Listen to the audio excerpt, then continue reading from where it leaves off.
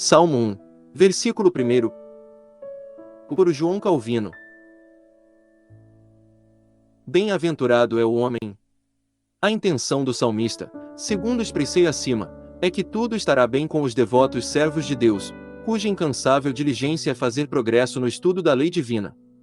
Já que o maior contingente do gênero humano vive sempre acostumado a escarnecer da conduta dos santos como sendo mera ingenuidade e a considerar seu labor como sendo total desperdício, era de suma importância que o justo fosse confirmado na vereda da santidade, pela consideração da miserável condição de todos os homens destituídos da bênção de Deus e da convicção de que Deus a ninguém é favorável senão aqueles que zelosamente se devotam ao estudo da verdade divina. Além do mais, como a corrupção sempre prevaleceu no mundo, há uma extensão tal que o caráter geral da vida humana nada mais é senão um perene afastar-se da lei de Deus. O salmista, antes de declarar a ditosa sorte dos estudantes da divina lei, os admoesta a se precaverem para não se deixar levar pela impiedade da multidão que os cerca. Começando com uma declaração que revela sua aversão pelos perversos, ele nos ensina quão impossível é para alguém aplicar sua mente à meditação na lei de Deus, se antes não recuar e afastar-se da sociedade dos ímpios. Eis aqui sem dúvida uma admoestação em extremo necessária, porquanto vemos quão irrefletidamente os homens se precipitam nas armadilhas de Satanás, no mínimo, quão poucos, comparativamente, aqui se protegem contra as fascinações do pecado. Para que vivamos plenamente conscientes dos perigos que nos cercam, necessário se faz recordar que o mundo está saturado de corrupção mortífera, e que o primeiro passo para se viver bem consiste em renunciar à companhia dos ímpios, de outra sorte é inevitável que nos contaminemos com sua própria poluição. Como o profeta, em primeiro lugar, prescreve aos santos precaução contra as tentações para o mal, seguiremos a mesma ordem.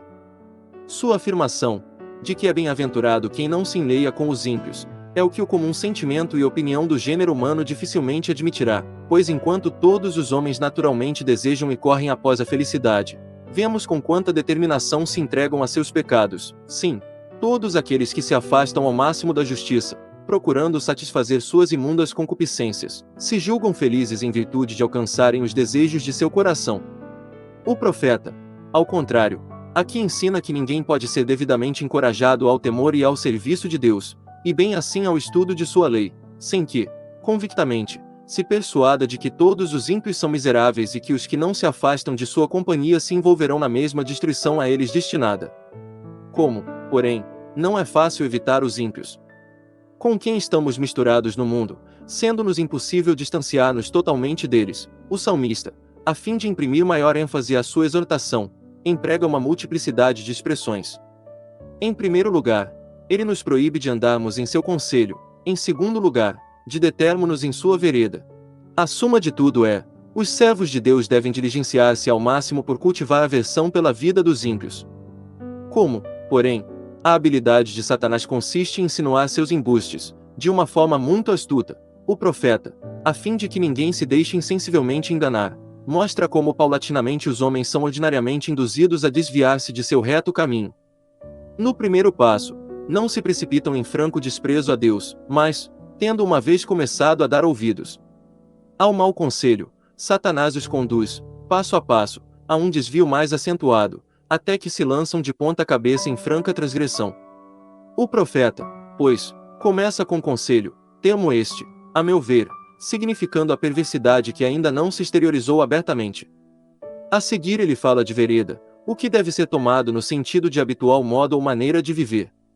E coloca no ápice da ilustração o acento, uma expressão metafórica que designa a obstinação produzida pelo hábito de uma vida pecaminosa. Da mesma forma, também, devem-se entender os três verbos, andar, deter e assentar. Quando uma pessoa anda voluntariamente em consonância com a satisfação de suas corruptoras luxúrias, a prática do pecado o infatua tanto que, esquecido de si mesma, se torna cada vez mais empedernida na perversidade, o que o profeta denomina de deter-se no caminho dos pecadores. Então, por fim, segue-se uma desesperada obstinação, a qual o profeta expressa usando a figura do assentar-se. Se porventura existe a mesma gradação nas palavras hebraicas, Rechaim, Shataim e Letzim, ou seja, um aumento gradual do mal, deixo a critério de outrem. A meu ver, tudo indica que não há, a não ser, talvez, na última palavra. Pois aqueles que se denominam de escarnecedores, tendo-se desfeito de todo o temor de Deus, Cometem pecados sem qualquer restrição, na esperança de escapar impunemente, e sem compunção ou temor se divertem do juízo de Deus como se jamais houvesse um dia em que serão chamados a prestar contas. O termo hebraico, shataim, significando a perversidade franca, é muito apropriadamente associado ao termo vereda, o qual significa uma professa e habitual maneira de viver. Ora, se nos dias do salmista necessário se fazia que os devotos adoradores de Deus evitassem a companhia dos ímpios, a fim de manterem sua vida bem estruturada, quanto mais no tempo presente, quando o mundo se transformou em algo muitíssimo mais corrupto, nosso dever é evitar criteriosamente todas as ameaças da sociedade, para que nos conservemos incontaminados de todas as suas impurezas. O profeta, contudo, não só prescreve aos fiéis que se mantenham à distância dos ímpios, temendo ser contaminados por eles, senão que sua admoestação implica ainda que cada um seja prudente, a fim de que não se corrompa e nem se entregue à impiedade. Mesmo que uma pessoa não tenha ainda contraído todo o aviltamento provindo dos maus exemplos, no entanto é possível que se assemelhe aos perversos, ao imitar espontaneamente seus hábitos corruptos.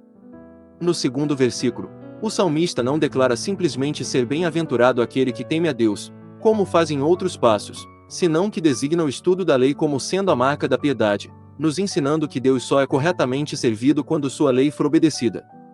Não se deixa a cada um a liberdade de codificar um sistema de religião ao sabor de sua própria inclinação, senão que o padrão de piedade deve ser tomado da palavra de Deus. Quando Davi, aqui, fala da lei, não se deve deduzir como se as demais partes da Escritura fossem excluídas, mas, antes, visto que toda a Escritura outra coisa não é senão a exposição da lei, ela é como a cabeça sob a qual se compreende todo o corpo. O profeta, pois, ao enaltecer a lei, inclui todo o restante dos escritos inspirados. É mister, pois, que ele seja compreendido como a exortar os fiéis a meditarem também nos salmos. Ao caracterizar os santos se deleitando na lei do Senhor, daí podemos aprender que a obediência forçada ou servil não é de forma alguma aceitável diante de Deus, e que só são dignos estudantes da lei aqueles que se chegam a ela com uma mente disposta e se deleitam com suas instruções, não considerando nada mais desejável e delicioso do que extrair dela o genuíno progresso. Desse amor pela lei procede a constante meditação nela, o que o profeta menciona na última cláusula do versículo, pois todos quantos são verdadeiramente impulsionados pelo amor à lei devem sentir prazer no diligente estudo dela.